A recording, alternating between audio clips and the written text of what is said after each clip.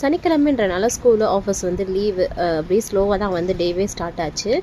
தம்பி வந்து எழுதுறது வந்து எடுத்து எழுதிட்டு இருந்தான். ஏபி அப்படின்னு சொல்லி அழகாக பண்ணிகிட்டு இருந்தான்.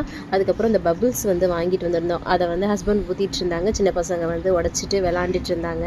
அதுக்கப்புறம் ரொம்ப வெயில் ஆகிடுச்சு. தர்பூசணி வந்து ஹஸ்பண்ட் கட் பண்ணி கொடுத்தாங்க. சூப்பராக சாப்பிட்டோம். அப்புறம் மிளகா வத்தல், அப்புறம் மிதுக்கு வத்தல்லாம் பொரிச்சு வச்சுட்டேன். அப்பளம் வந்து பொரிச்சு வச்சுட்டு அம்மாச்சிக்கு வந்து மோர் சாதத்தோடு அதை வந்து கொடுத்துட்டேன்.